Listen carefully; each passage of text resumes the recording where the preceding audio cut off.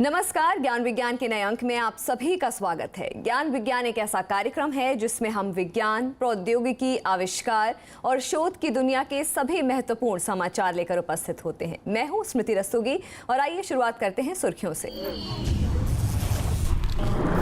राष्ट्रीय व्यावसायिक स्वास्थ्य संस्थान अहमदाबाद के वैज्ञानिकों ने शुरुआत में ही सिलिकोसिस बीमारी का पता लगाने के लिए एक नए बायोमार्कर की पहचान की। नेशनल रिसर्च डेवलपमेंट कॉरपोरेशन द्वारा प्रयोगशालाओं में विकसित तकनीकियों को आम लोगों के लाभ के लिए बाजार में लाने के प्रस्ताव आमंत्रित किए। त्योहारों के दौरान होने वाले वायु प्रदूषण को कम करने के लिए मोहाली के भारतीय विज्ञान शिक्षा एवं अनुसंधान संस्थान के वैज्ञानिकों ने इको फ्रेंडली पटाखे विकसित किए। चौथे अंतर्राष्ट्रीय योग दिवस के अवसर पर विज्ञान प्रसार ने सेलिब्रेटिंग योगा ऐप का नया संस्करण जारी किया। सबसे पहले हमारी मुख्य खबर। सिलिकोसिस फेफड़ों की बीमारी है। सिलिका युक्त वातावरण में लगातार कार्य करने तथा फेफड़ों में सिलिका जाने से ये बीमारी होती है। उत्खनन, निर्माण तथा भवन निर्माण उद्योगों के कामगार अक्सर सिलिकोसिस बीमारी से पीड़ित पाए जाते हैं। दुर्भाग्यवश सिलिकोसिस बीमारी का अब तक कोई उपचार उपलब्ध नहीं हो पाया है, लेकिन शुरुआती दौर में ही सिलिकोसिस बीमारी की पहचान होने पर डॉक्टर इस रोग का बेहतर प्रबंधन कर सकते हैं। अब राष्ट्रीय व्यावसायिक स्वास्थ्य संस्थान अहमदाबाद के वैज्ञानिकों ने प्राकृतिक रूप से पैदा होने वाले अणु के रूप में एक नए बायोमार्कर का पता लगाया है जो इस बीमारी की पहचान कर सकता है। प्रारंभिक अवस्था में ही सिलिकोसिस बीमारी का पता लगाने के लिए यह बायोमार्कर मददगार है। पेश है ज्ञान विज्ञान की रिपोर्ट। भारत में खनन उद्योग काफी विकसित है। ज्यादातर खाने छत्तीसगढ़, झारखंड, उड़ीसा और पश्चिम बंगाल में स्थित हैं। भारतीय आयुर्विज्ञान अनुसंधान परिषद द्वारा प्रकाशित रिपोर्ट के मुताबिक खनन एवं खदानों में लगे 50% से अधिक मजदूरों यानी लगभग 30 लाख लोगों में सिलिका के संपर्क में रहने पर सिलिकोसिस रोग होने का खतरा बना रहता है। 95% ज्ञात चट्टानों में सिलिका मुख्य रूप से पाया जाता है। लगातार और लंबे समय तक सिलिका धूल कणों के संपर्क में रहने से सिलिकोसिस रोग विकसित होता है। इस असाध्य रोग के लक्षण सिलिका धूल कणों के संपर्क के आने के कुछ ही हफ्तों से लेकर कई वर्षों बाद तक प्रकट हो सकते हैं। समय के साथ साथ स्थिति बद से बदतर होने लगती है क्योंकि फेफड़ों में धब्बे पड़ने लगते हैं। खांसी इसका शुरुआती लक्षण है जो समय के साथ साथ सांस द्वारा सिलिका के प्रवेश के साथ बढ़ती जाती है। वर्तमान में अंतर्राष्ट्रीय श्रम संगठन ने सिलिकोसिस की पुष्टि के लिए पारंपरिक एक्सरे, संबंधित व्यवसाय, मेडिकल हिस्ट्री और स्टैंडर्ड लंग फंक्शन टेस्ट करवाना आवश्यक बताया है। दुर्भाग्यवश इन जांचों से भी इसकी पुष्टि तभी संभव हो पाती है जब यह रोग अंतिम चरण के नजदीक होता है। भारत में सिलिकोसिस के उन्मूलन के लिए मुख्य चुनौती है इसका सटीक इलाज और ऐसे प्रशिक्षित एवं माहिर रेडियोलॉजिस्ट की कमी जो एक्सरे सही ढंग से व्याख्या करने में सक्षम हो। चिकित्सकों के लिए इसकी रोकथाम इसलिए भी अधिक मुश्किल हो जाती है क्योंकि इस रोग से प्रभावित लोग सिलिका धूल कणों के लगातार संपर्क में रहते हैं। यही नहीं बल्कि भारत में ज्यादातर आरंभिक चिकित्सक व्यवसाय जनित स्वास्थ्य रोगों की रोकथाम के लिए प्रशिक्षित ही नहीं है। We found a number of biomarkers were experimented in our country and outside country, but none of them are very specific, except one that is CC16 protein, but which was not tested or not investigated in our country or even in the Southeast Asian countries. Nobody has done it. Now, if we use this CC16 protein as a public health biomarker or early biomarker for detection of silicosis, it will definitely help those persons to develop full-blown silicosis. For them, there is no treatment, no cure, nothing. Silicosis के रोगियों में अन्य बीमारियों जैसे TB, फेफड़ों में cancer और लंबे समय तक रहने वाले अस्थमा का जोखिम भी बढ़ जाता है। ट्यूबरकुलोसिस यानी टीबी से मिलते जुलते लक्षणों के कारण भी सिलिकोसिस के रोगियों का निदान नहीं हो पाता है। टीबी रोगाणुओं की उपस्थिति के कारण सिलिकोटिक नोड्यूल्स की गलत पहचान होने से भी कभी कभार सिलिकोसिस के रोगियों की छाती की एक्सरे फिल्मों की व्याख्या करना मुश्किल हो जाता है। इन नैदानिक प्रक्रियाओं के बावजूद कोई भी कार्यविधि आरंभिक चरण में सिलिकोसिस का पता लगाने में सक्षम नहीं है। हालांकि अहमदाबाद के राष्ट्रीय व्यावसायिक स्वास्थ्य संस्थान यानी NIOH के निदेशक डॉक्टर कमलेश सरकार और उनकी टीम ने सिलिकोसिस के लिए एक संभावित बायोमार्कर खोजने पर अपनी शोध को केंद्रित किया है। उन्होंने फेफड़ों की छोटी छोटी वायु थैलियों की कोशिकाओं में प्रायः पाए जाने वाले रक्त में क्लब सेल CC16 प्रोटीन की खोज से अपने शोध को समाप्त किया। जब सिलिका के कण फेफड़ों में प्रवेश करते हैं तब वे फेफड़ों की कोशिकाओं को नष्ट कर देते हैं, जिससे अंततः क्लब सेल प्रोटीन स्रावित होने लगते हैं। CC16 के स्तरों को मॉनिटर करते हुए सिलिकोसिस के आरंभिक लक्षणों का पता लगाया जा सकता है और इस प्रकार इस रोग से प्रभावित मजदूरों में इसकी रोकथाम के तुरंत उपाय संभव हो सकते हैं। CC16 नामक यह बायोमार्कर सिलिकोसिस की पुष्टि करने वाली सरकार की वर्तमान नीति में संशोधन करने के साथ ही रोगियों के लिए स्वास्थ्य योजना तैयार करने का भी आधार बन सकता है।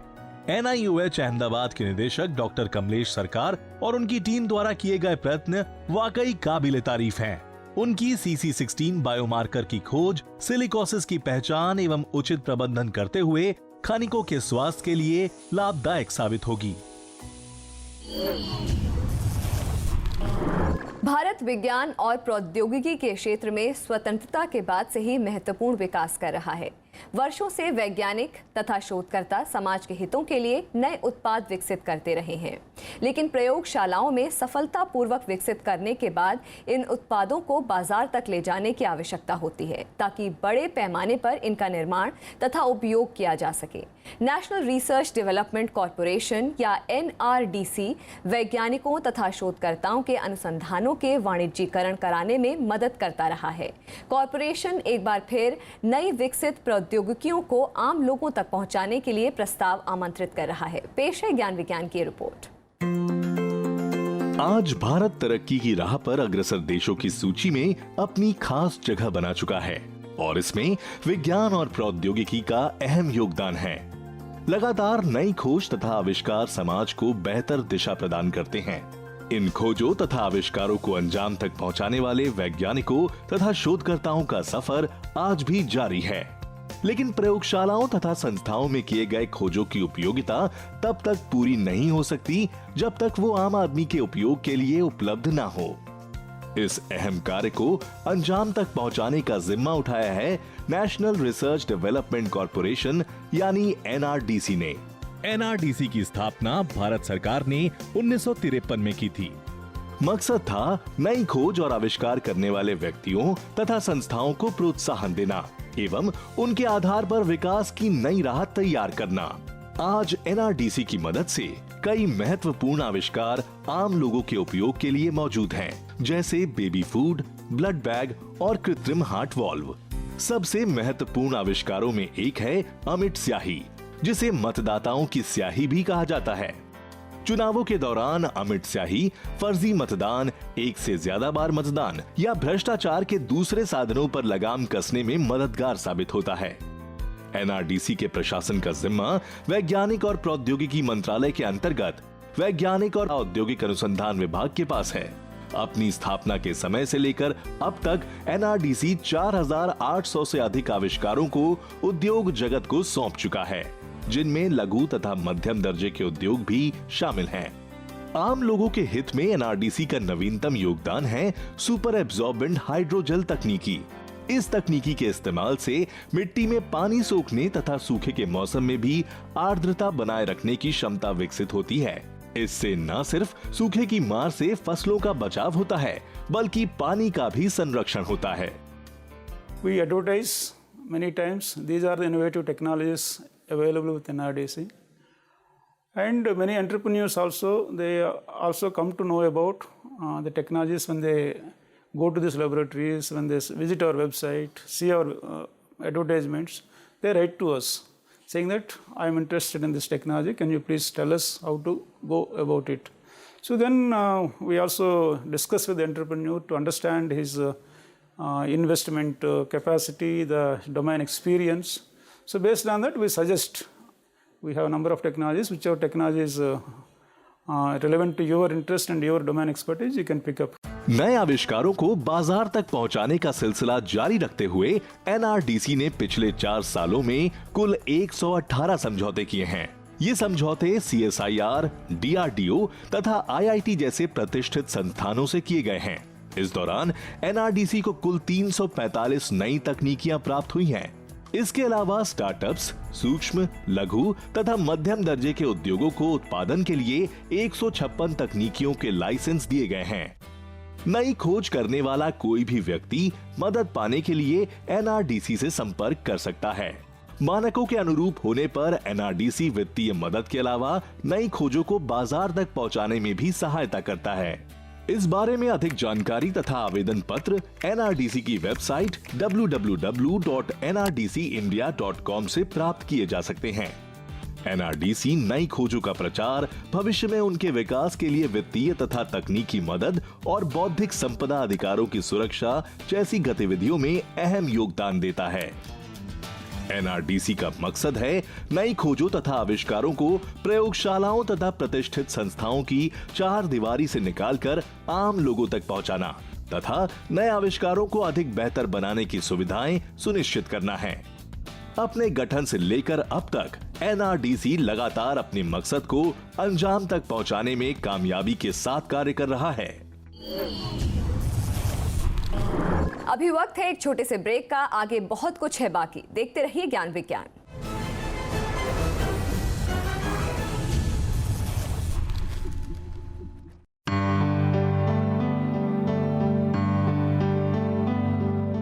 राइटर का क्या होता है कि राइटर लिखने को हमेशा पोस्टपोन करता है, टालता है। ये राइटर की, दुनिया भर के किसी भी राइटर की आदत होती है। ये राइटिंग स्टार्ट करना बहुत ही मुश्किल काम होता है, तो पोस्टपोन करता है आदमी। ठीक है, अभी थोड़ी देर में लिख लूंगा, कल लिख लूंगा, परसों लिख लूंगा।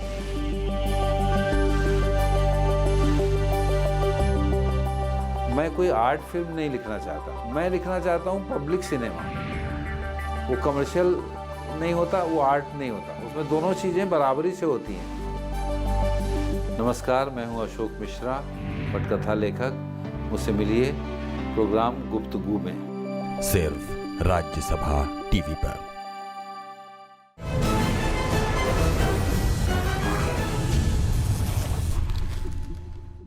हम किसी भी अवसर पर खुशी का इजहार पटाखे फोड़कर करते हैं, चाहे वो कोई त्योहार हो या क्रिकेट मैच जीतने की खुशी हो।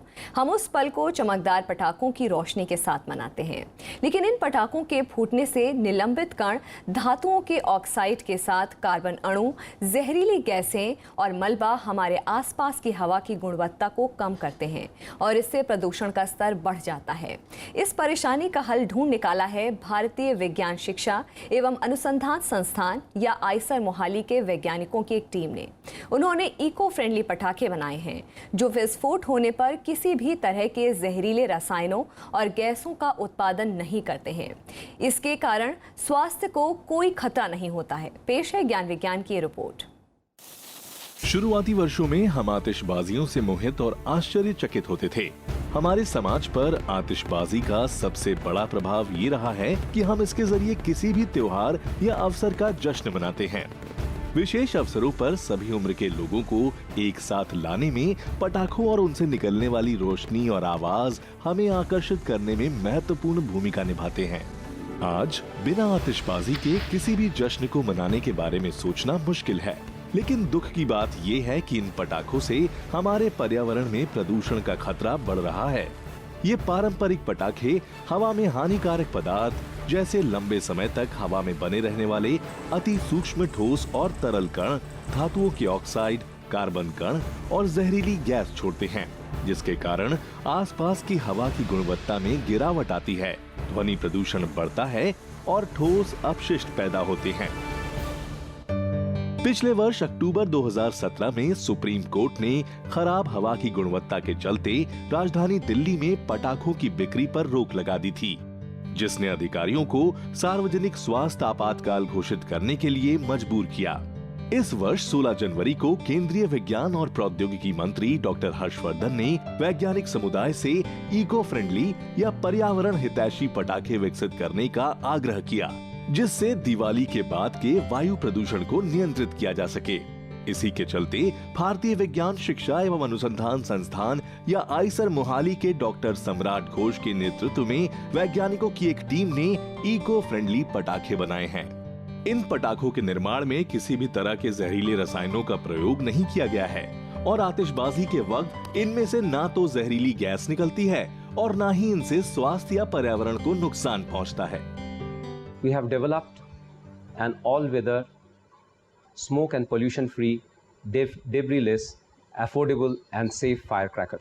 This is the first step towards making firecrackers which will be eco and environment friendly. Our prototype replaces this conventional firecrackers. The problem with these firecrackers is that they generate a lot of smoke and debris, which makes it very difficult for the cleaner to clean. Our prototype also makes a similar sonic effect, but generates no smoke or pollution or paper waste like these firecrackers generate. Eicher Mohali के वैज्ञानिकों द्वारा निर्मित prototype में ज्वलनशील पदार्थ से भरी एक प्लास्टिक की बोतल है, जिसे एक हाथ में थामने वाले यंत्र या लॉन्चर पर लगाया जाता है, जो मूल रूप से एक गैस लाइटर होता है। ट्रिगर दबाने पर लाइटर से एक चिंगारी निकलती है और गैस प्रज्वलित होती है। इस प्रज्वलन से बोतल के अंदर की गैस फैलती है और दबाव उत्पन्न होता है, जो बोतल को लॉन्चर से अलग करता है। पारंपरिक पटाखों के विपरीत इस प्रोटोटाइप का इस्तेमाल बारिश के मौसम में भी किया जा सकता है। साथ ही कृषि के क्षेत्र में भी पक्षियों और जानवरों से खेतों की सुरक्षा के लिए इन पटाखों का इस्तेमाल किया जा सकता है। Lot of farmers suffer from damages to their crops from birds and other predators. Some farmers do use expensive sonic cannons. Common farmers, poor farmers cannot afford them. So our all-weather smoke and pollution-free firecracker is a cheaper alternative to the sonic cannon for safeguarding their agricultural lands. पर्यावरण के अनुकूल इन पटाखों को बनाने की प्रक्रिया स्वच्छ भारत अभियान से प्रेरित है, जिसमें खराब हो चुकी प्लास्टिक की बोतलों को दोबारा इस्तेमाल कर ज्वलनशील पदार्थ भरा जाता है। इसका असर ये होगा कि यह कचरा बीनने वाले और कचरा विक्रेताओं को इन पटाखों के निर्माण से आर्थिक लाभ मिलेगा। इसके अलावा इन पटाखों को इस तरह तैयार किया गया है कि इनके इस्तेमाल से वातावरण में धुआं और जमीन पर किसी भी प्रकार का मलबा या कूड़ा करकट इकट्ठा नहीं होता। वैज्ञानिकों के मुताबिक हाथ में थामने वाले लॉन्चर की कीमत 300 रुपए से ज्यादा नहीं होगी और दोबारा भरी जाने वाली बोतल की कीमत 12 रुपए होगी, जो मौजूदा पारंपरिक पटाखों का एक सस्ता विकल्प हो सकता है। प्रदूषण रहित त्योहारों या अवसरों को मनाने के लिए ये नवाचारी पटाखे उपभोक्ताओं के लिए जल्द ही बाजार में उपलब्ध होंगे। योग दैनिक जीवन की कई गंभीर बीमारियों का उपचार उपलब्ध कराता है, चाहे तनाव हो, उत्तेजना हो, जोड़ों का दर्द हो या दिल की बीमारी हो। 21 जून को चौथे विश्व योग दिवस के अवसर पर विज्ञान और प्रौद्योगिकी विभाग के अंतर्गत कार्यरत स्वायत्त शासी संस्थान विज्ञान प्रसार ने सेलिब्रेटिंग योगा मोबाइल ऐप का नया संस्करण जारी किया। योग का ये उन्नत संस्करण स्वस्थ जीवन के लिए आवश्यक विभिन्न योग आसन तथा प्राणायाम करने के लिए हर चरण पर आसन निर्देश उपलब्ध कराता है। इसके अलावा ये ऐप योग के विषय में विस्तृत जानकारी उपलब्ध कराता है, जैसे विज्ञान से योग का संबंध, यौगिक आहार तथा देश भर में योगा केंद्र। पेश है ज्ञान विज्ञान की रिपोर्ट। पिछले कुछ वर्षों में हुए शोध से पता चला है कि योग करने के कई शारीरिक तथा मानसिक फायदे हैं। कई प्रयोगों में ये सामने आया है कि शारीरिक फिटनेस, मांसपेशियों तथा हड्डियों के कामकाज और दिल को स्वस्थ रखने में योग मददगार है। मधुमेह के नियंत्रण, श्वसन विकारों को दूर करने, उच्च रक्तचाप पर काबू पाने तथा जीवन शैली से जुड़ी दूसरी परेशानियों को दूर करने में भी योग लाभदायक है। योगाभ्यास से न सिर्फ शारीरिक ताकत, सहन शक्ति, लचीलापन और मानसिक सतर्कता बढ़ाने में मदद मिलती है, बल्कि योगाभ्यास करने से व्यक्ति मानसिक एवं शारीरिक दोनों दृष्टि से स्वस्थ रहता है। 21 जून 2018 को पूरी दुनिया में चौथा अंतर्राष्ट्रीय योग दिवस मनाया गया, जिसका उद्देश्य इसी जागरूकता का प्रसार करना था। इस अवसर पर कई कार्यक्रम आयोजित किए गए, जिनमें योग प्रशिक्षकों ने योग की अहमियत समझाने और जागरूकता फैलाने के लिए कई योगासनों तथा प्राणायाम का अभ्यास किया, लेकिन अक्सर पहली बार योग शुरू करने वालों को अपने शरीर को योग प्रशिक्षकों की तरह मोड़ने में कठिनाइयों का सामना करना पड़ता है।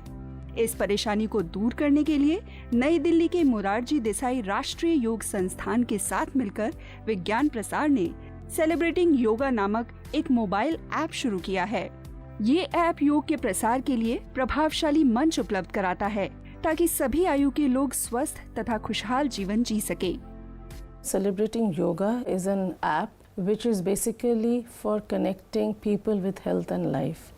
This is an app which aims to promote the practices of yoga to nurture a healthy, happy and lively population that benefits the society. इस ऐप से आप योगासनों, प्राणायाम तथा ध्यान के द्वारा विभिन्न प्रकार के योग के विषय में आसानी से जानकारी प्राप्त कर सकते हैं। इस ऐप में विभिन्न वर्गों में अलग अलग आसनों के बारे में बताया गया है, जैसे yoga for wellness, yoga for stress management और यहाँ तक कि yoga for specific disease. App में वीडियो के द्वारा सूर्य नमस्कार जैसे विभिन्न आसनों की चरण दर चरण विधि बताई गई है, जिनसे दिल, फेफड़े और हाथों में मजबूती आती है, जरूरत से ज्यादा वजन कम होता है तथा शारीरिक फिटनेस और शरीर के लचीलेपन में बढ़ोतरी होती है। ऐप में मधुमेह, अस्थमा, साइनस, पीठ के दर्द और उच्च रक्तचाप जैसी कुछ बीमारियों के लिए भी विशेष आसन दिए गए हैं।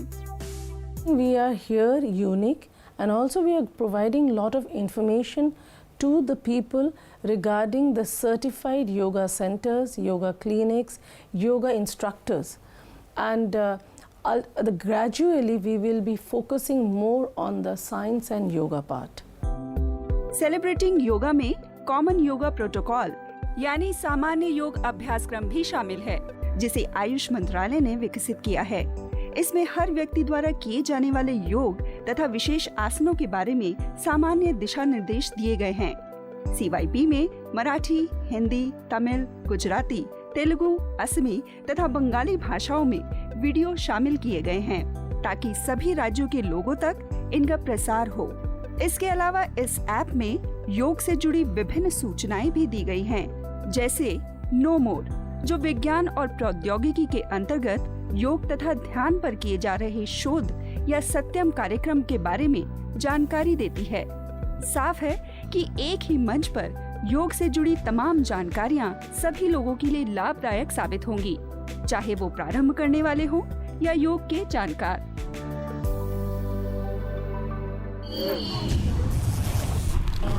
वक्त है एक और छोटे से ब्रेक का। ब्रेक के बाद आपको दिखाएंगे देश और दुनिया के कुछ और नए वैज्ञानिक खोज। देखते रहिए ज्ञान विज्ञान।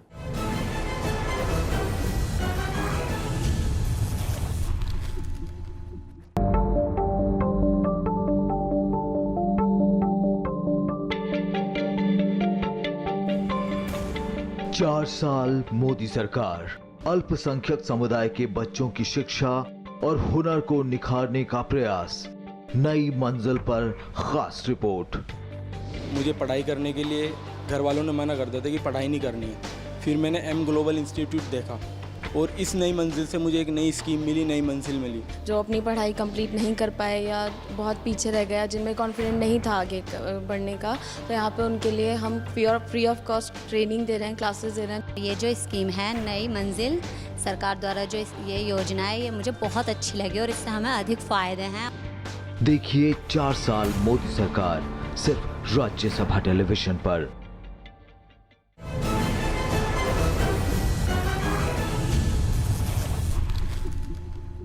ब्रेक के बाद आपका स्वागत है और आइए अब तेज रफ्तार से नजर डालते हैं देश और दुनिया की कुछ और दिलचस्प वैज्ञानिक गतिविधियों पर।